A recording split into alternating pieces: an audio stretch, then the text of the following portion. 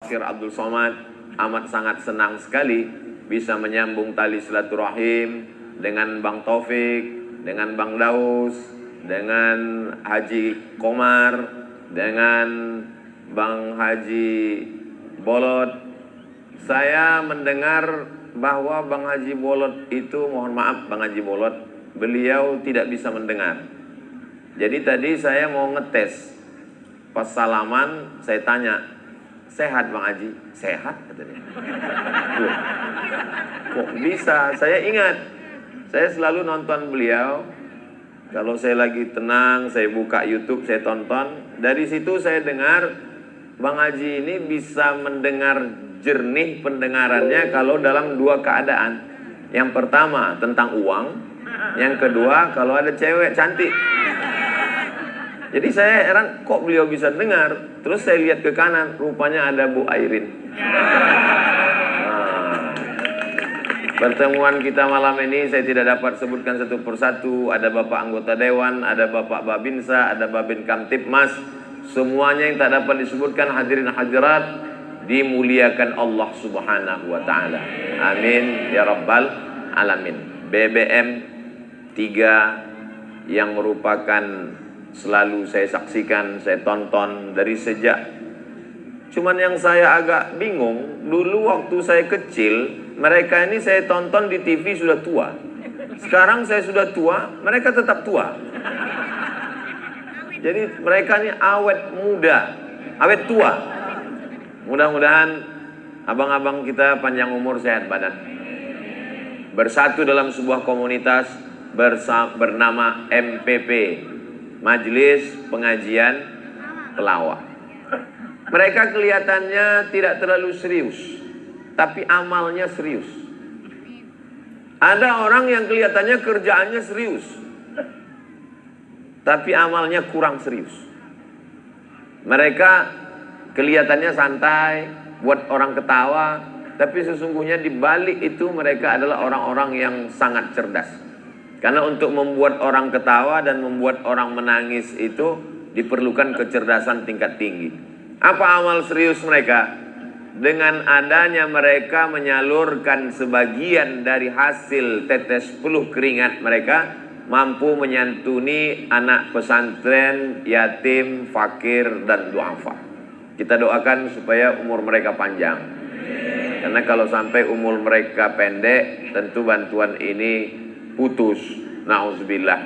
Dan yang tuli tetap tuli. Karena kalau sampai dia mendengar, gajinya putus. Kata Bang Haji tadi, bukan saya yang ngomong. Ada seorang laki-laki namanya Imam Hatim. Siapa namanya? Hatim. Ketika dia sedang duduk, datang seorang anak gadis perempuan mau menanyakan fatwa kepada Imam Hatim. Lalu kemudian nggak tahu, mungkin karena perempuan ini sangat sakit perut, masuk angin, akhirnya dia kentut di depan Imam Hatim. Imam Hatim tidak mau mempermalukan dia. Saat itu Imam Hatim pura-pura tidak mendengar. Sampai akhirnya perempuan itu meninggal dunia. Maka disebutlah Imam Al-Hatim itu diujur namanya Imam Hatim Al-Asam. Asam artinya tuli. Summum, bukmun, umyun. Summum, tuli. Dia pura-pura tuli karena ingin menjaga harkat, martabat, kehormatan seorang perempuan. Karena kalau sampai dia mendengar, perempuan itu tahu bahwa dia mendengar, perempuan itu dengan tidak ada rasa bersalah dia keluar, karena tidak ada respon sama sekali dari Imam Hatim. Setelah Imam Hatim mendengar perempuan itu meninggal dunia, barulah Imam Hatim kembali normal, kembali seperti biasa, dia bisa mendengar. Waktu ditanya, jadi selama ini kau sebenarnya bisa mendengar? Kata Imam Hatim, aku selama ini bisa mendengar. Lalu kenapa engkau pura-pura tidak mendengar? Karena aku ingin menjaga kehormatan, kemuliaan perempuan. Jangan sampai jatuh harkat, martabat, harga dirinya. Jadi kalau ada orang bertanya, mengapa Ustadz Somad mengidolakan Bang Haji Bolot? Saya tonton beliau, dia tidak pernah menjatuhkan orang lain. Dia menjatuhkan dirinya. Banyak orang sekarang untuk membuat lucu, dia menjatuhkan orang lain, mengejek orang lain, menghinakan orang lain. Ternyata tidak perlu menghina orang lain, untuk naik ke atas. Jangan sampai seperti orang membelah bambu, satu diinjak, satu diangkat. Beliau cukup menjatuhkan dirinya, orang tertawa, dan hasil dari perolehannya dia salurkan ke pondok pesantren sehingga banyak yang terayomi. Tidak hanya beliau, semua anggota MPP, Majelis Pengajian Pelawak, mudah-mudahan tetap solid insyaallah. Wasiqal ladzina taqaw rabbahum ilal jannati zumara. Orang-orang nanti masuk surga itu tidak sendirian, digiring berjamaah. Hatta idza ja'uha, sampai ketika mereka masuk ke dalam surga, apa kata malaikat? Salamun alaikum, keselamatan untuk kamu. Tibtum, kamu sudah berbuat baik. Fadkhuluha khalidin, masuklah kamu ke dalam surga kekal selamanya. Orang masuk Islam itu tidak sendirian. Idza jaa nasrullahi wal fath, ketika datang pertolongan Allah dan kemenangan, wa ra'aitan nasa yadkhuluna fi dinillah afwaja, berbondong-bondong berjamaah. Mudah-mudahan di antara jamaah yang masuk ke dalam surga itu adalah jamaah MPP. Mudah-mudahan yang di antara jamaah masuk itu adalah jamaah pondok pesantren Sabilul Muhtadin. Sabil, jalan. Muhtadin, orang yang dapat hidayah. Satu hari berapa kali kita minta hidayah? Ihdinas siratal mustaqim. Subuh 2 kali, zuhur 4 kali, asar 4 kali, maghrib 3 kali, isya 4 kali. Ihdinas siratal mustaqim. Kenapa kita minta hidayah, Ustaz? Kita kan sudah muslim, kita kan sudah bersyahadat, kita kan sudah dapat hidayah. Hidayah ada 2. Hidayah yang pertama, dari tidak mengenal Allah menjadi mengenal Allah. Dari tidak mengenal Rasulullah menjadi mengenal Rasulullah. Dari tidak Islam menjadi bersyahadat asyhadu an la ilaha illallah wa asyhadu anna Muhammadan Rasulullah. Tapi ada hidayah yang kedua. Hidayah yang kedua adalah istiqomah dalam kebaikan. Jadi kalau ditanya, ngapain lagi kita minta ihdinas shiratal mustaqim? Kita kan sudah muslim, kita kan sudah sholat. Kita minta jangan sampai hati ini berubah. Ya muqallibal qulub, wahai engkau yang membolak-balikkan hati, sabit qalbi. Makanya tadi saya tanya ke Habib, ini jamaah kawan-kawan, abang-abang haji dari MPP ini datang ke Sabilul Muhtadin sebulan sekali atau gimana? Mereka datang kemari bahkan 1 bulan sampai 2-3 kali Pak Ustaz. Ini menunjukkan tanda-tanda istiqomah. Mudah-mudahan istiqomah. Istiqomah ini sampai kapan kita jaga Pak Ustaz? Sampai mati dalam keadaan la ilaha illallah Muhammadur Rasulullah sallallahu alaihi wasallam. Makanya selesai kita ucapkan tahlil la ilaha illallah, kita katakan kalimatu haqqin 'alaiha nahya, dengan itu kita hidup, wa 'alaiha namutu, dengan itu kita mati, wa biha nub'atsu, dengan itu kita akan dibangkitkan di padang mahsyar. Ada orang menganggap bahwa Nabi itu orangnya sangat serius. Memang betul Nabi itu serius. Tapi suatu dalam hadis disebutkan Nabi tertawa hatta badat nawajizuhu, sampai kelihatan gigi gerahamnya. Jadi kalau ada orang tertawa sampai kelihatan gigi gerahamnya, itu sekedar senyum atau tertawa lepas? Tertawa lepas. Cobalah cari beberapa hadis Nabi tentang hatta badat nawajizuhu. Nabi tertawa sampai nampak gigi gerahamnya. Suatu ketika Nabi sedang duduk di rumah, datang tamu. Ya Rasulullah, ya, halaktu, aku celaka ya Rasulullah. Kenapa kamu celaka? Karena di siang bulan suci Ramadan, mohon maaf beribu maaf, aku tidak dapat menahan hawa nafsu, aku berhubungan di siang Ramadan.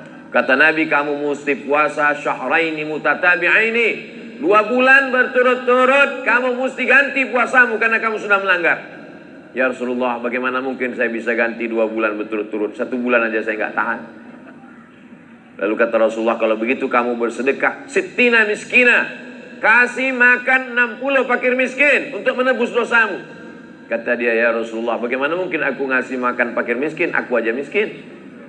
Lalu kata Rasulullah SAW, tolong ambilkan kurma di belakang. Makanan pokok mereka ketika itu kurma. Lalu kemudian dibawakan kurma, berikan kepada dia. Kamu pulang ke kampung, berikan kepada orang miskin di kampungmu.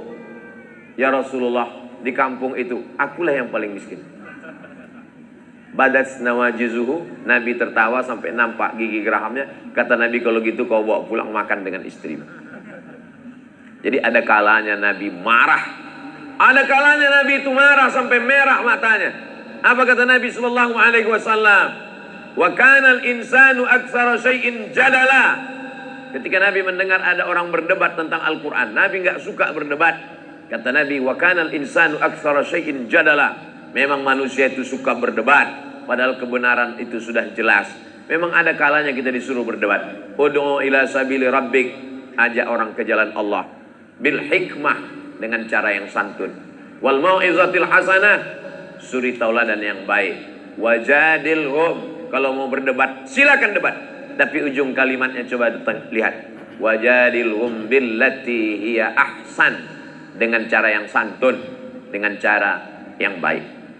Kalau adik-adik santri, kalau para asatis, kalau bapak ibu jamaah tidak larut dalam tertawa, memperhatikan omongan Bang Haji tadi, Bang Haji Burhan dengan Bang Haji Bolot BBM, itu ada satu kalimat ketika beliau mengatakan nyuruh orang sholat atau ngajak. Yang tepat itu nyuruh atau ngajak?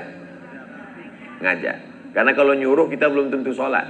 Tapi kalau kita ngajak dan bunyi ayatnya memang ud'u ila sabili rabbik, ajaklah orang ke jalan Allah. Jadi apa yang kita lihat pada malam hari ini, mereka sedang mengajak kita di tengah kesulitan yang bertubi-tubi, kita masih bisa tersenyum dan tertawa. Di tengah kepopuleran mereka, popularitas tingkat tinggi, masuk ke dalam televisi, ditonton oleh dari manusia semuanya, mereka senang. Mereka masih menyisihkan sebagian dari hasil gajinya, walaupun mereka juga punya keperluan, tapi mereka masih memikirkan pondok pesantren. Mudah-mudahan yang belum bergabung segera bergabung.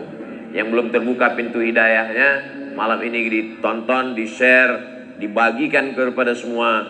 Ad-du'a silahul mu'min, doa senjata orang beriman. Akhir-akhir ini saya sering dapat kiriman video-video pendek Bang Haji Komar. Beliau dengan gayanya yang khas, dengan topinya, dengan jenggotnya yang putih, mengirimkan video-video pendek, pesan-pesan dakwah. Begitu dapat, saya share ke tempat yang lain. Mudah-mudahan saya juga dapat pahalanya, pahala share-nya. Cuman beberapa kali share nggak nyambung, ternyata paket habis. Artinya apa? Pakailah handphone untuk share dakwah. Silakan pakai dia untuk share kebaikan.